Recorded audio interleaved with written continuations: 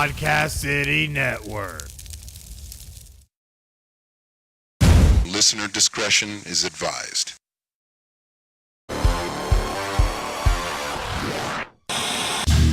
You're listening to The Everett Lee Show. A shot of entertainment to the head. Sit back, relax, and enjoy the entertainment.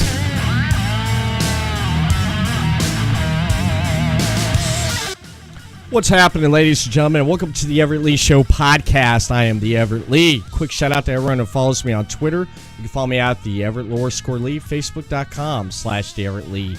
Click that thumbs up, and of course, Podcast City Network, the official host and sponsor of the Everett Lee Show. I have a exciting podcast today, ladies and gentlemen. I've been waiting for this. But before I get to my guest that's on the line right now, I want to give a shout out to supporters of Podcast City Network. You can follow these over on podcastcity.net. City Limits Tap Room in DeLand, Florida. Wide selection of brew, food menu, grilled cheese is excellent, and live events, Outback stage, and much, much more. City Limits Tap Room, Atlantic Sound Records. If you're looking for that vinyl, CD, and cassette that you may have lost, they may have it. Hit them up on Atlantic Sound Records over on Facebook, Atlantic Sound Vinyl. And SportsSanityCustoms.com. If you want that Podcasting Network official shirt, hit them up for your apparel needs and custom apparel needs on SportsSanity.com. And, of course, 3 Count Design. They're the providers of the new Podcast City.net logo you see right there at the top of the screen. Hit up 3 Count Design for your custom graphic needs.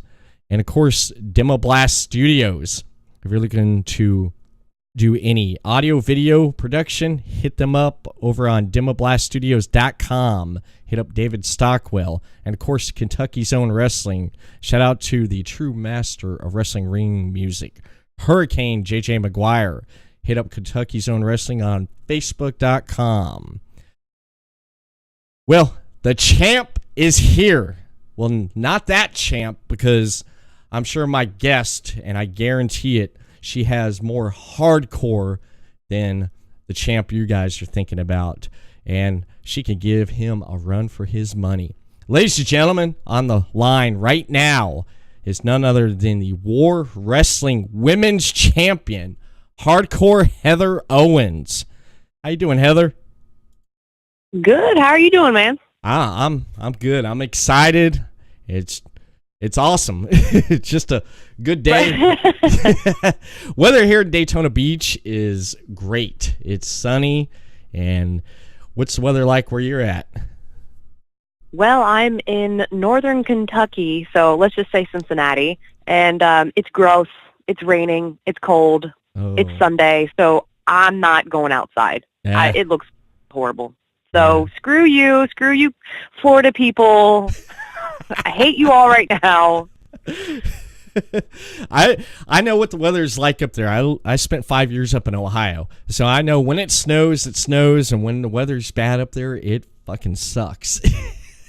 Yeah, well, that's what It's the middle of February, so it's to be expected, I guess. Oh yeah, it definitely is. I want to ask you, how was last weekend up in Detroit at the convention that you went at?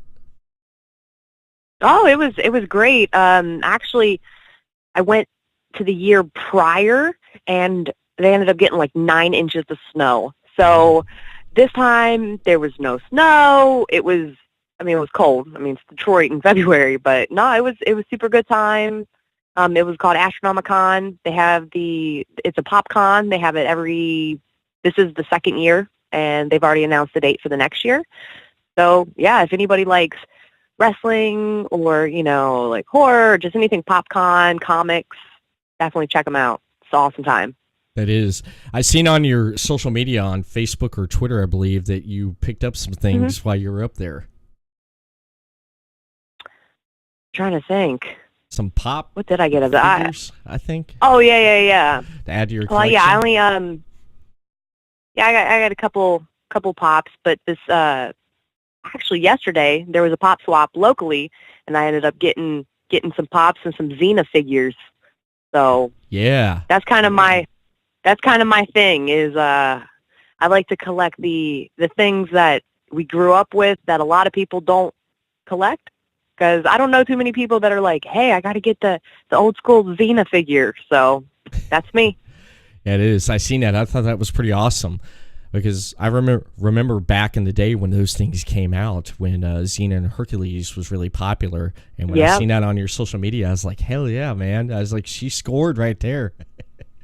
Yeah, that is one of the many things that I collect. Other than Pops, usually I do Xena stuff. I do horror, anything Power Rangers, like old school, first, like the real Power Rangers, season 1 through 3. Yeah, the house looks like there's a bunch of kids that live here, but nope, just 2 adults. That is awesome. That is. And speaking of kids, where'd you grow up at? I actually grew up in Cincinnati, Ohio. So, I mean, born and raised here. Kind of. We finally ended up moving out of the state, but it's really, I could throw a rock and hit Ohio. So it's pretty much still like living in Cincinnati. Right. And what age did you start getting into wrestling? I actually started relatively late. I was the only child, so, and I was just a girl. So I really didn't get involved into it until I think it was in 7th grade, I believe. So it was like 97. My dad ended up getting 20 free tickets to a Raw at Cincinnati Gardens. Nice. So me and like all the little boys from my class, like a couple of their uncles or whatever were the chaperones, and we all ended up going. And that was kind of like my introduction to everything wrestling. And the main thing I remember was Stone Cold came out almost every match with a steel chair and just started interfering at every match and just bringing hell. And I was like, I have no idea what's going on, but this is amazing. So that was kind of my first true wrestling interaction, and I got hooked since then.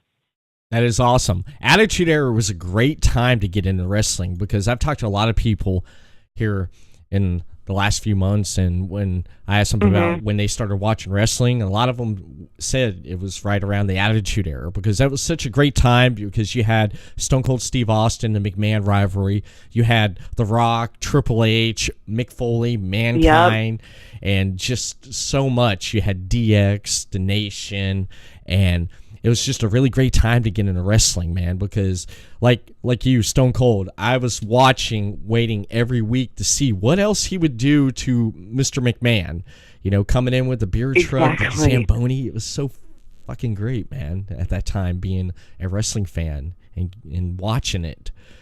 Now, when becoming a fan of wrestling and getting into it at that time and stuff, when did you decide that you wanted to become a wrestler, and where did you go to get trained? Okay, well, like I said, it was like 97 when I started getting interested. I was only in like 7th grade. Right. But as soon as I got to high school, so, a couple years later, it was like 99, 2000, I started kind of doing some research. And this was, back before like the internet was like super, super popular. So if you wanted to find, local schools or things like that, you would get a wrestling magazine, and it would usually be on one of the last pages, and it would have a rundown of like wrestling schools. Right. So there were 2 local schools around me, and that was HWA, which was run by Les Thatcher at the time, and then you also had the NWF, which was run by Roger Ruffin. So I had actually, the first one I had contacted was Roger Ruffin, so the NWF, but they wouldn't, train until you were 18. So the only thing that they could really tell me was like, hey, definitely when you're 18, you can come back, but until then, go to the gym, take acting classes, like all this information. So I was like really discouraged, but I'm like, all right. And then HWA, they actually had a lot of little fantasy camps. So it would be, anybody from the age of 13 to 18, if they wanted to get in the ring for a couple hours and be in there with the actual wrestlers. learn how to like fall down or, run the rope or something like that. They would have that. So I was 13, I believe, and me and my cousin ended up doing it. And that was like the moment that I was like, yeah, this is what I want to do. So, and I've always been a fat kid. So I was able through high school to, finally drop some pounds and, started going to the gym and all that good stuff. Right. And then as soon as I graduated high school in 2002, I ended up going to HWA, it was Les Thatcher's Pro Wrestling Main Event Pro Wrestling Camp, and that was what the training school was called, but it was HWA, Heartland Wrestling Association. Nice. So, yes. So as soon as I graduated high school, I said, fuck college, I didn't want to do that, and I went to wrestling school. Now, it kind of bit me in the butt because I only went there for a few months due to some personal ex-boyfriend issues. Oh, no. And then I disappeared. Yeah, hey, it happens. We all go through it. So, and then I came back in 2005. So I got my feet wet for a few months in 2002, and then came back hardcore and stuck with it in 05. Nice. Now, how'd you come up with the name, Hardcore Heather Owens? I mean, the hardcore part. I'm interested in that. How did that come about, getting your name? Well, I was always a fan of like ECW, so I always loved like that hardcore style. Right. Plus, like growing up, loved like the hardcore music and just kind of like all that, like the grittiness. So that's why I went with the Hardcore Heather. But then also, I still have a tattoo of Owen Hart on my calf. So it was only, my real name's Heather, so like Hardcore Heather Owens. And a buddy actually came up with it. We just kind of pieced it all together, and it was after a practice. Like, why don't you use Hardcore Heather Owens? And we're like, bet, there it is. Nice. I like that, man. Yep. I like it. It also has a good ring to it, man, and it definitely does, and it reflects who you are and your character and everything in the ring, and I love it. I love the name, and it's awesome. It definitely is. Yeah. It is. Now, and the thing is, like with the whole Hardcore Heather Owens, I always say too, I'm like, well, it's H2O. So it's the whole, 2 H's and an O, and then there was like this whole, my gear for a while was like water looking, and just, I was like, you can do so much with it. You can. That is cool. How you could actually, H2O. I never really thought about that. I like. Yeah, Well, I should have put that together there, because on your Twitter handle H2O, and I was like. Yep. If you can't find Hardcore Heather Owens, just look for H2 Owens. So same person, just abbreviated. Nice. Nice. Now, what was it like working in HWA with Cody Hawk? How was it like working with him in the ring and just in general? I mean, it was always a good time, because going to HWA, I was, when I started training, the main guys that were there, you would have, your Cody, your Matt Stryker, your Nigel McGuinness, Chad Coyer. Like, there's so many amazing people that was, there at that time. And it was also a WWE developmental. So that was before, your NXTs and things like that. They would have the developmentals. So you had HWA was one, OVW was one, and there was maybe like a couple others. So a lot of times you would have the WCW guys, WWF guys come in. There was always so many people, coming in and out. And it was just, every week it was something new. So I was learning from so many amazing people. But yeah, when I was like training, I got to train with people like John Moxley and just Nice. there's so many amazing people that I've been able to get in the ring with and learn from. That's cool. That is it. And yeah, a lot of people don't remember that HWA and like OVW was the NXT before there was an NXT, because I remember going back on the WWE Network and looking at like people like from the Ruthless Aggression area, like Cena, Orton, Lesnar, and Batista. Mm-hmm. Yep. They came from OVW, and I loved how you get to see who they were before they became who they are now.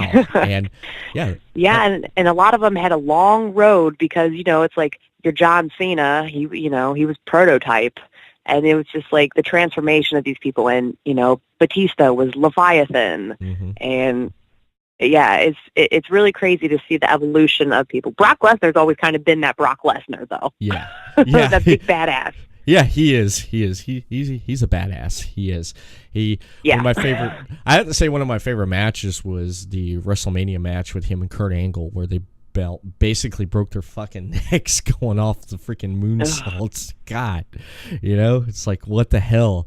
But they put it all out there on the line, and I mean, just you mentioned John Cena prototype. I seen back in 2002 at a house show in Knoxville, Tennessee. I took my younger brother to go see. It was the Raw house show. The main event was Stone Cold Steve Austin against Ric Flair, steel cage match, which was just great, fantastic. And like Lesnar was there, Bradshaw, Big Show, just a lot of big names that were there at that time.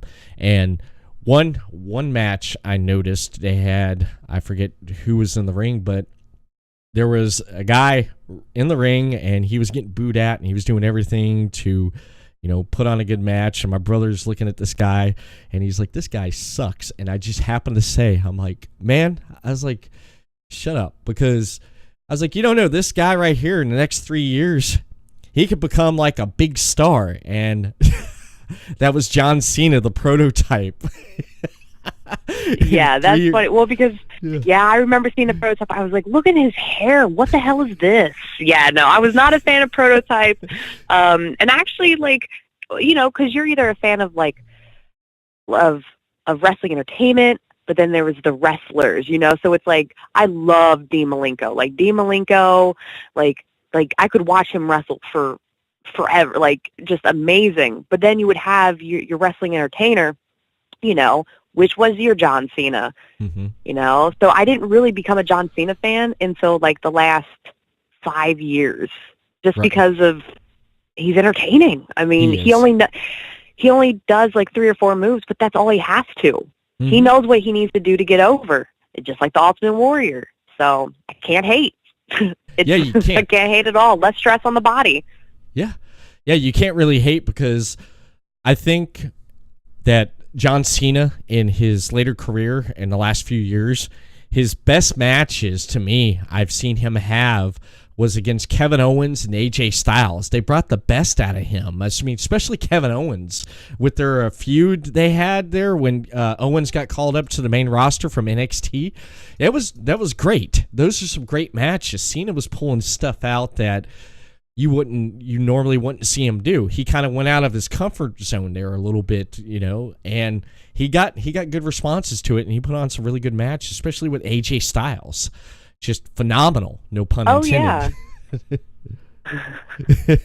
But yeah, no, it definitely, when you're someone like John Cena, and each week you have to work, essentially the same type of people, because WWE, they had their primary entertainers, but then they started recruiting all these indie workers who have been all over the country, and it's a different style.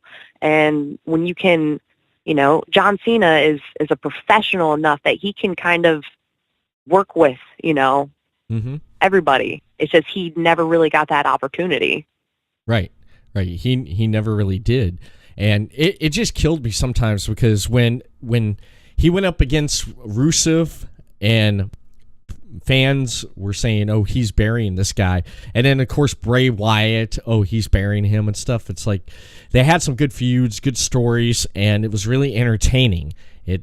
What he did and what a person like Rusev and Bray Wyatt would do. And they made Cena look good, and he made them look good, vice versa. And just because, like, at WrestleMania 31, he gets the U.S. title from Rusev, and then he beats, Bray Wyatt at WrestleMania 30. I'm like, come on, man. Come on. It's entertainment, and it's great. Yeah, and that's the thing. That's why, you get, as a wrestler, when you watch wrestling, you're like, okay, that's awesome. Like, that made sense. Like, you just pissed off so many people, but they're telling a story and they're doing it well. But then you have, the wrestling fans that are just like, they don't understand, which is great. I mean, that's why wrestling, how WWE is kind of gone on for so long, because the fans are so passionate into it. They either love or hate you, like, for real. But as a wrestler, you're looking at it, you're like, that's fucking brilliant. Yeah, like, they know what they're doing. Yeah, they are. Especially what they're doing right now with Becky Lynch, the man. I love that gimmick. Oh, and yeah. I was reading about Stone Cold. He shared his thoughts on Becky Lynch right now with the gimmick.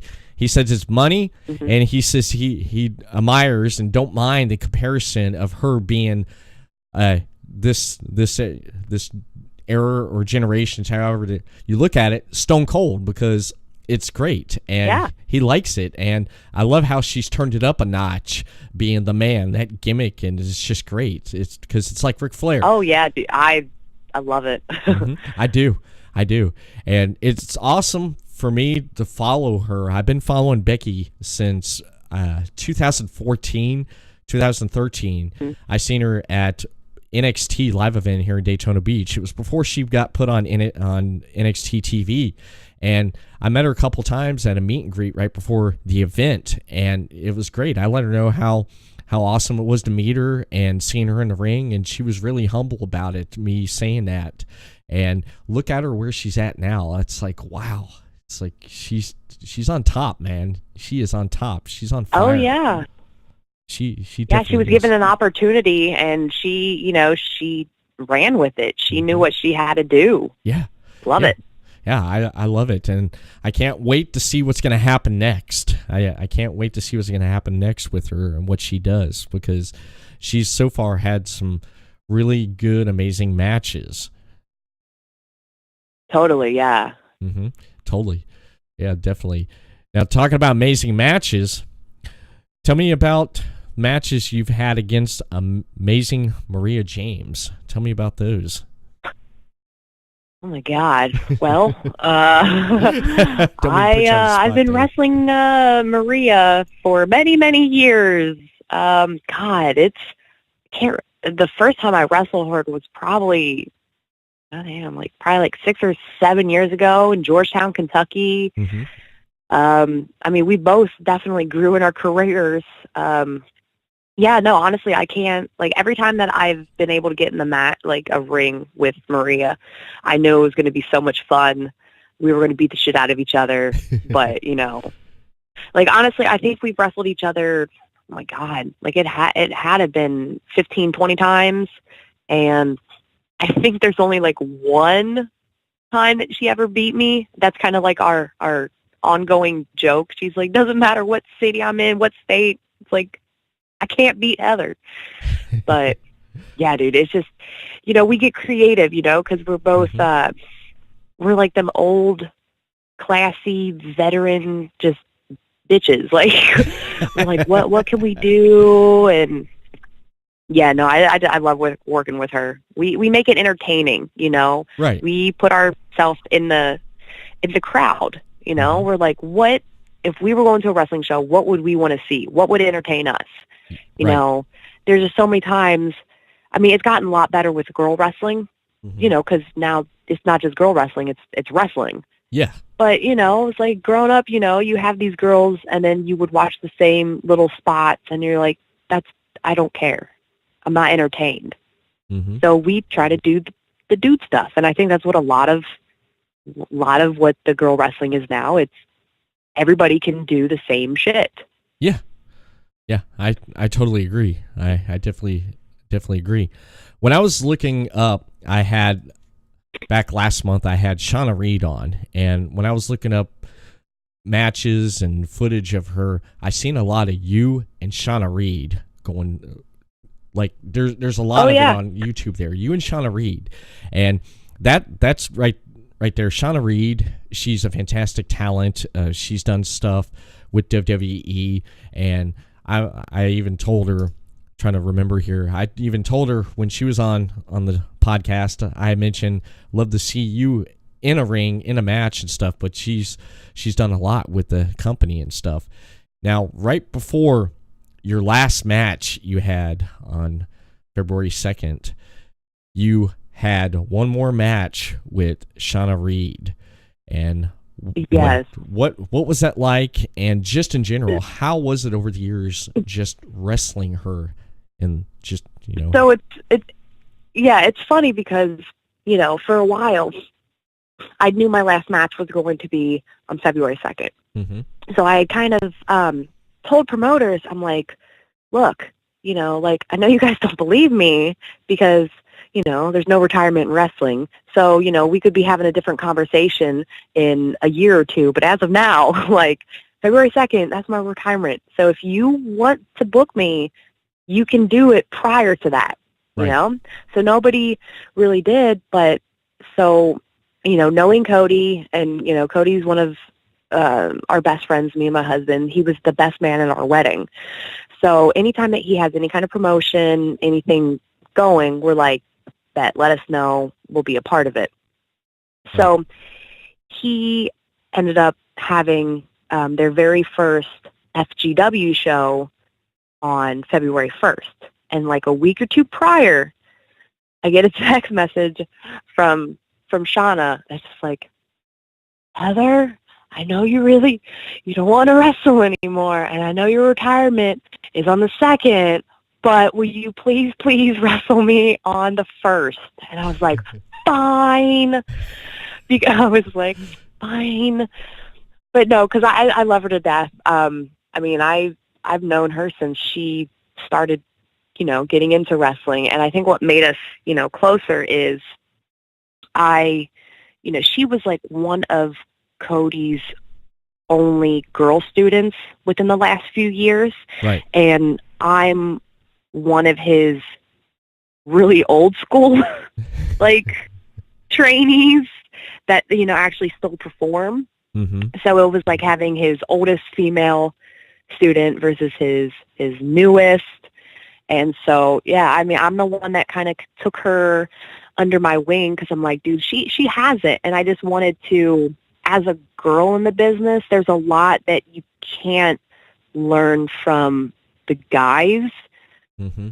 So that's why I kind of took her under my wing. I would take her to a few different shows, just being in the car with her and kind of teaching her, it's different being a female. You have to watch yourself. You have to, just be very cautious because there are some very, very scandalous people out there, especially in wrestling. Right. So I was just, trying to help out the next generation, and she was very, very willing to learn, very respectful. I consider her one of my really, really super close friends. So there's definitely an age difference, but when it comes to wrestling, I have so many friends that range in so many, we're all the same. Right. So so I love getting in the ring with her, but it's she wants, because she's so young and she's, oh, let's try this. Let's do this. And I'm like, all right. I was like, whatever you want to do, I'll take, but I'm very old school. So you're not going to see me doing some crazy combos and shit like that. You're going to get a body slam, a suplex, real basic shit out of me. But I know how to entertain the crowd. That's what I do. Yeah, you so definitely... having both that, so us together, we really feed off each other well. You do. When I was looking at footage of Shana Reed, when I was having her on there, I was watching, I'd stop and watch the matches with you and her, and it was great. I'm trying to remember off the top of my head, the one match where it was in 2017, and the way towards the finish of the match, where you had interference and you rolled her up in schoolboy, and it was 1, 2, 3, and you got the hell out of there, and Shauna's just throwing a fit. that was great. I think it was Cody. Cody interfered, and you came off the ropes, or she came off the ropes, and you rolled her up in a small package, 1, 2, 3, and I thought it was so great. And I was just, when I had her on, I mentioned about wrestling you, and she was disappointed at that time that she wasn't going to get to wrestle you, because she was, but then something happened, and that that didn't go through. And then finally, when I got on Facebook and Twitter, I seen that you guys were wrestling right before your last match on the second. I'm like, hell yeah, I'd love to see this. Yep. And yeah, like I was telling you before we went live, I said I found the match last night and I watched it, and it was really good match, and the crowd was into it. And the one thing was the finish, the 2 false finishes. I was like, oh damn! It's like I didn't know who was gonna get the pinfall, and when she did, man, that was so great. And I could tell there was so much emotion going into that at the end of the match right there with you and Shana, and just it was awesome. It definitely was. Yeah. I don't know if it was recorded or not, or whatever the match that you saw, but at the very, very end, so we, she got the pin, and then because the few times that we have wrestled, I've always beat her, so it was kind of like that moment of passing the torch. You're the one that's going to go on. Your passion is still so strong. I tell people, I was like, you're going to see her. She's going to get a job in NXT. She's going to go. You just don't know when. Right. So, but no, at the very, very end, though, it was very emotional.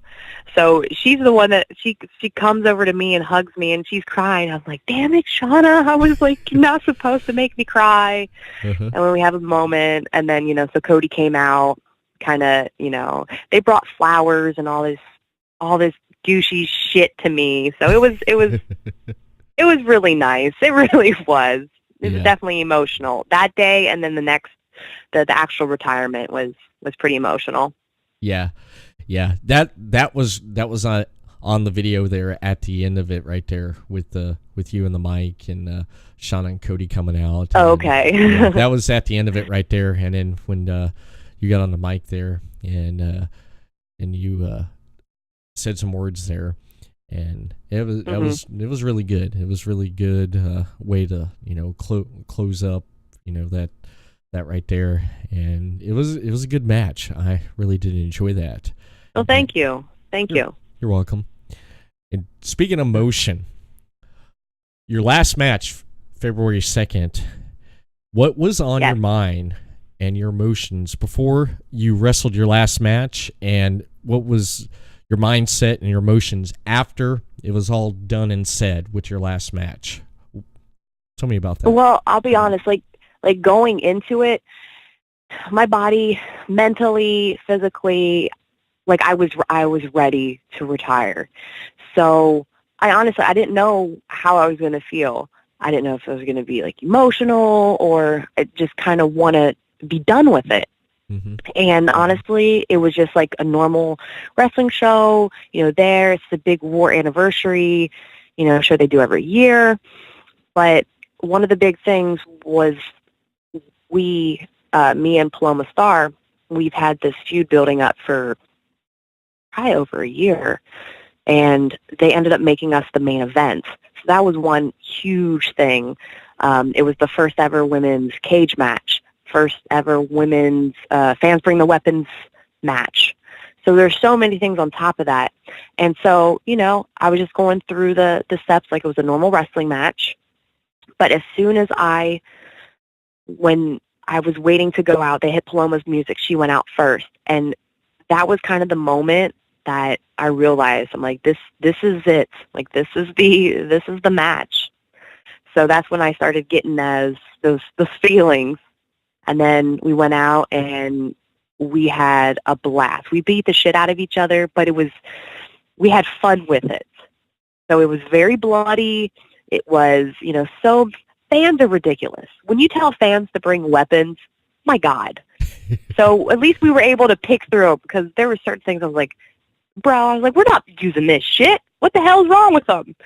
So, but there were some really cool things. Somebody brought a banana. Yeah, I seen that. I was like, look, oh, Paloma, we got to use this. So, of course, we're both, children. We're like, oh, that's fucking great. Oh, we got to use the banana. So, yeah, and I love her to death. I met her years ago up in a promotion called Resistance Pro up in the Chicago area. Mm-hmm. And, yeah, I mean, everybody, they legit hate her and, crazy, death threats. I'm like, oh, my God, this is crazy. But, when you can find people like that, we work so well with each other. So I was very excited to be able to work with her in the last match. And then, I mean, I ended up winning the match, and I ended up beating her, getting the belt back that I had worked for, so that I retired as the women's champion. That was a huge, thing to me of after all these years, because War was not very high up on the women's wrestling. Mm-hmm. So that was my big thing of kind of breaking down those walls and showing the promoter, Big Tom. I was like, I want to show him that we're just like everybody else. We're just entertainers. We can be just as good. And that's what I showed him. And he even said, after all these years, he's like, I just look at you guys as wrestlers, and you're just part of the roster. And so it was very emotional. My mom, she was there also. She had front row. So there, one of my favorite pictures is it's me covered in blood with flowers that Big Tom and Christine came out and gave me, and then I'm there hugging my mom. Yep. So yeah, I mean, she was at my very first wrestling match. She's been to hundreds in between, and then she was at my very last match. So that was a big deal. Yeah. I got a slideshow, pictures of your last match up here for viewers to see, and I added I added that picture right there at the end of it with you and your mother right there. And I'd say she was very proud of you, and just seeing the journey that you went on in your 13-year career, if that's right, 13 years. Yeah, because, on the 13. videos. Mm-hmm. Okay. And just seeing you just doing what you do and entertaining and having some kick-ass matches. And I was there, being a parent, was there times where she'd watch your match and then you'd be in the ring and you do something or some spots, and then you look over and then she's like, oh my God, it's like, what the hell? Well, the funny thing is, because, she would bring, her friends or other people, they would be the ones that are getting like, oh my God, oh, is Heather okay? My mom would be fine. She's like, no, Heather's fine. Heather knows what she's doing. Blah, blah, blah. My mom was always very, shit didn't faze her. Right. But I know when I first started, I was a heel in this promotion down in the Cincinnati area, and she would get so upset because the people that would sit behind her would call me dirty, nasty names. But I'm like, Mom, that just means I'm doing my job. I was like, she's like, I know, but I wanted to turn around and smack the shit out of them. I was like, then I'm awesome. But no, she understood because, growing up, when I did start watching wrestling, every Monday we'd have the VCR set. We'd have to record Raw. It was just me and my mom in the living room watching Raw. I couldn't do anything. I signed up for volleyball because I played all them random sports in grade school and high school. Right. But they moved practices to Monday nights at 9. And I'm like, Mom, I don't think I can play volleyball anymore because Raw's on. And legit, I did not play volleyball that year because I would rather stay home and watch Raw. Wow. So it shows what priorities were. Yeah, that's awesome. That is. Just speaking of recording Raw, it reminded me of back during 97, 98, 99, when we would watch, me and my cousin, Monday night. If I wasn't working, I had a Monday. We'd sit there and watch like the first hour of WCW, and then flip it over and watch the last 2 hours of Monday Night Raw. And then later that night, if we weren't tired, or the next day, we would go back and watch the last 2 hours of WCW Nitro. And thank God for VCRs back in the day. Thank God for that. Yeah. You ever had a tape that you've recorded over so much that you forget that you don't have that much left, and it's recording an episode of Raw, and then it cuts right off, and you're like, no, fuck. Well, the thing is, I actually still have a couple boxes of old VHSs, and most of them are very organized. They're all labeled of like Raw, whatever it was, and then I would label whatever the main thing was. So it was like, this is your life, Mick Foley, or, like crazy shit like this. So I have that all on VHS in a box in the basement. So that's awesome. That is. That is. One thing that is awesome is you're going to be inducted in the 2020 War Wrestling Hall of Fame. How's that feel, being inducted into the Hall of Fame? I was, first of all, very, very, very surprised. So Big Tom kind of threw that at me as I was, at the very, very end. I retired. I'm crying. I have my flowers. I'm bloody. It's ridiculous. So he kind of threw it at me that I would be the very first, inductee in the 2020 War Hall of Fame. And, like, that is my entire career. Like, that is the coolest, most, like, epitome for anything wrestling for me. Because, I've been an extra in WWE. Mm-hmm. Like, I was a Rosebud and, things like that. Totally awesome, but people aren't going to remember me from that. I'm not going to, it's like, it was just it was a paycheck. Mm-hmm. I've wrestled for the Gathering of the Juggalos. Like, growing up, I was a huge Juggalo. So for me to work for them, I was like, oh, hey, now they're paying me. Like, awesome.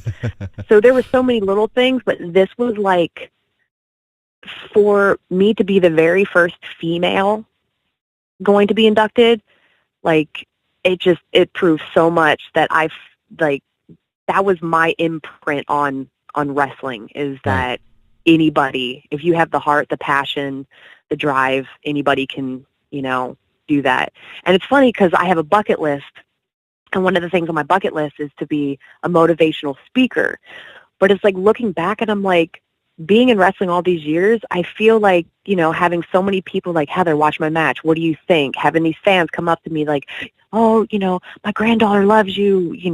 She wants to be a wrestler because of you. And it's like all these little things that I kind of look at myself in the mirror, and I'm just like, who the fuck am I? Like, I'm nobody special, but in reality, I really am. Like, I'm changing, people's lives. So, I am still super stoked, and I can't even believe it that he wants me to be a part of the Hall of Fame. So, I'm kind of at a loss of words still for going to be in it. Right. So very honored, very super honored. That's cool. That is. And like you said, like, motivational speaker, you cut promos at events, at matches, anywhere you went during your career. You'd be out there and you'd cut a promo. And one thing I'm going to ask you is, who do you think in the business, in wrestling, can cut the best promo? And who's your favorite? Well, so many. There's so many, because, so many people, they have different styles and things like that. I mean, Kevin Owens, awesome, but I'm a Ric Flair girl. Ric Flair to me is one of the best of all time. Will always be the best. Dusty Rhodes. I'm very old school. So all them old school promos, Yeah, but you kind of have to have it. Like Dean Malenko is an amazing professional wrestler. Yes. Not so much good on a microphone. So he's not. He's the man of 1,000 holds. But then of course you got exactly Chris Jericho, who's the man of 1,001 holds. There you go. Yeah, Malenko was great. I have a friend that was trained by his, I believe his brother or his, by his brother, Boris Malenko. He got trained by him, and he's great. He's just you can tell just the style, the way he moves, and he moves pretty good for a big guy. I mean, just in the ring, and then and then him being trained by Boris, it's like what? He's like, yeah, trained by Boris Malenko. He was telling me back, like you talked about earlier, about looking for wrestling schools. He said that back in the day when he was wanting to become a wrestler, you had to go out and you had to find these schools. It's like now, now you just get online there and type in Google wrestling schools, and a bunch, pop up. Well, and the thing is too, getting into it, you actually had to go to a wrestling school, right? But then for a long time, it's like, oh well, I can buy a wrestling ring. I can do this. Like, the backyard wrestling's always kind of been around. I've known a lot of friends to do that, but it was more of like, shits and giggles, not a huge deal. But then you have so many people that kind of, just kind of like, I bought a wrestling ring. I'm going to teach myself to fall down. And now they're wrestling in super shitty promotions, but they think they're a pro wrestler. Like, you're not. I don't want to get in the ring with you because you're going to fucking hurt me. Right. So, right. Yeah, back in the day, though, you had to go to a wrestling school. You trained, and you weren't going to get into a wrestling ring in front of a crowd until your trainer was like, you're ready, like, this is it. And usually by that time, you're like, no, I'm not. I don't want to, I'm not ready to be in front of a crowd. Right, definitely. You're not the only person I've heard say that before. Like, my friend there, he mentioned that too, about like backyard wrestling. He would feel more safer in the ring with someone who was trained and putting his trust in his body in their hands than someone that was in a backyard wrestling, in a backyard wrestling ring. And I totally agree. Yeah, definitely, because and that's the thing. I mean, we're working together. You go out there, you're not trying to beat the shit out of each other. You're not trying to hurt each other. You're trying to entertain. Exactly. The fans. It's a big production. You don't want, it's like people don't get that. Like, oh yeah, they're super stiff, and well, being stiff and being dangerous, two different things. There's many times that I'll work somebody, especially a guy, and I have to hit them a little bit harder for the crowd to believe it. But they ain't hurt, So yeah, it's a dance. It truly, truly is. You have to work with each other. Yeah, it definitely is. Because I've seen botches, and I've seen videos of like wrestlers at promotions and stuff, video and footage on like YouTube or little clips. Yeah, because they're doing stupid shit that they have no right or reason to be doing it. So I stopped watching all the botchamanias for a while because it just pisses me off. Yeah, because I'm like, these fucking idiots. It is, but what do you think about like when like in NXT and WWE when someone botches and then you got the crowd saying, you fucked up. Those I mean, the thing is though, look, we've all had those moments of like, usually the dumbest shit. It's like trying to get into the ring and you fall, or a move that you've done 100 times, like a damn hip toss, and just something happened. So it's like, it happens. I mean, the only 2 times that I can remember that I got a concussion is like the one time I was doing a cat fight, which cat fight and wrestling, like fuck that. But ended up doing a cat fight, rolling out on the outside, and I hit my head on the concrete. I'm like, yep, that was my own damn fault. But, like spraining an ankle, trying to get into the ring, and you just get in wrong. Yeah. Like shit like that, yeah. But if you're trying to do a 450 to the outside, to a table, get the fuck out of here. Ridiculous. You're like, you ain't gonna see me. You ain't gonna see my ass up on the turnbuckle going outside. That's what I'm saying. Like, no, I can get the crowd to yay or boo me by not doing that. Mm-hmm. Yeah. Your match is just, it's entertaining, and you go in there and you do enough and you get the crowd worked up and you just go.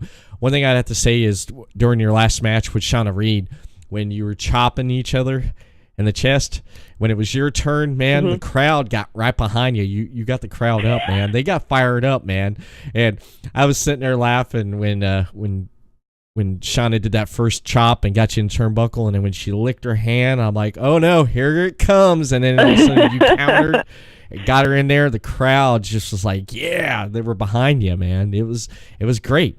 And I love wrestling that's like that, because you see the, one person, carrying the momentum and in the match, and then you're like, oh man, it's like, and all of a sudden, boom, the comeback. I love the comeback spots because the crowd's like gets into it, starts clapping, and they're cheering for you, and then the crowd goes with you, man. They follow you all the way with the comeback. Yeah, and that's the thing. Yeah, and after doing it for so many years, you realize what works. Mm-hmm. So you know what the crowd is. They get to the point they expect to see it. Yeah. So you got to give it to them. Yeah, you definitely do. You definitely have to give it to them. Now, 2019, it's pretty much we're 2 months in 2019. It feels like it's halfway over. What can we expect now for the rest of 2019 from Hardcore Heather Owens? What's in store for you for the rest of 2019? Well, I'll tell you what, I'm actually super excited to have weekends of not having to travel to the middle of nowhere for a show. So, I'm ready to kind of, I tell people, I was like, I want to be a normal person, which will never happen. But, I want to kind of just have those weekends, those free weekends to go like, hey, we're going to go to this town and we're going to go to a toy store or, fun shit like that. I am going to do more podcasting, more live streaming. Me and my best friend, we do a podcast called Best Friend Show Podcast. Yes. We usually do that about every 2 weeks. We've kind of been off because of the holidays and, all that shit. But, we talk about everything from music to wrestling to, we sample ridiculous things. We do Oreo tasting. The next episode, we have a box of Sour Patch Kid cereal we're going to try. So it's just, we bullshit. We have a good time. So, we just, after all these years, we're like, you know what? Let's hang out. Let's have a reason to hang out. Mm-hmm. So that's what we do. Me and the husband, we, right now, it's just an Instagram page, but it's pop_drunk_. And it shows our pop collection because, yeah, we collect a lot of pop vinyls, damn Funko. And so we're going to start doing YouTube videos and things like that on our trips of like, hey, here's a mystery box. And just, I can't get away from the entertainment. I love entertaining people. Mm-hmm. I love being in front of a crowd, of a camera. So I just want to do that. Just do some more entertaining, but kind of like on my dime. Right. On my time. On your time. That's awesome. Yeah, I checked out episodes of the Best Friends podcast, and I love it. Yeah. I love it because you and Jade. Well, thank you. you guys got some great chemistry, and I love the conversations that you have and the stuff you talk about. I thought it was funny when I was referred to your podcast by Robin Nilsson. He said, you got to check out Heather Owens doing her own podcast. I'm like, oh, really? So I checked it out. And one of the episodes I was watching was where you guys relate doing your live stream on Facebook because of traffic and taking a ferry. And I was laughing about that. And just the chemistry, how you and Jade played off each other was just fantastic. And just watching the episodes I've watched with you and her, and it's an awesome podcast because you do talk about just about everything and anything, and you have people chiming in on your live podcast there on Facebook Live, and then you give people the ability to text you questions and just that interaction with the audience, and it's fantastic. And anyone who's not checked it out, you should check it out because I'm definitely looking forward to see you guys trying some Sour Patch cereal. Oh yeah, I'm sure it's going to be absolutely horrible. But anytime we see anything, we're like, oh my God, we got to fucking do it. So yeah, and if you're a female, if you're a male, we don't care. Like, we cater to everybody. We're two classy broads that are best friends that just want to talk about life. Mm-hmm. So yeah, we can talk about anything. If people come across topics and they're like, hey, what about this? You guys should talk about this. Like the one episode we talked about how people are getting sex dolls, but they have their significant others like faces and shit on them. Like, that was a huge episode. What the hell? Like, yeah. It's a good time. Plus, we get together, we have a couple drinks. Mm-hmm. Everything's better with alcohol. So. Yeah, of course. Yeah. It definitely is. I'm looking forward to seeing the YouTube videos with you and your husband. Your husband, he was a former wrestler, Ed Gonzalez. Yes, and that's actually how that's how we met many moons ago. 2005, we had met in Piqua, Ohio, and I was just a referee at the time. But yeah, we kind of met, and things went pretty fast after that. Got married in 2007, and here we are, 2019. So yeah, so now we just have huge toy collections and no children, just 3 cats and a rabbit. So life's pretty good for us. That is awesome. That is, for me, my life. My wife, she looks at me like I'm a big kid myself, because with the stuff that I have with the wrestling figures and just different toys and stuff, and behind me, you people can see I got like this big Thor hammer behind me. I have a 1-year-old daughter. She turns 2 at the end of the month, and she'll run over there and she'll grab it and run around the house, dog chasing behind her, barking, and she's a trip, man. She is. I love her to death, and she'll sit down and watch wrestling, and she's got to the point where, like, she don't really care too much about the men, but when she sees the women, she perks up and she'll sit there on my lap and watch. And when they're hitting moves and stuff, she goes, "Oh, ow!" It's just she watches it, man. And then when someone win at the end, the bell rings and crowd's cheering, she'll jump up and she go, "Yay!" and start clapping her hands. I mean, she loves it. She loves it. That's awesome. It is. Yeah, and that's the thing. Yeah, I mean, you kind of feel better when your kids are watching females nowadays in the ring versus your Sables. Oh yeah, so, I remember that.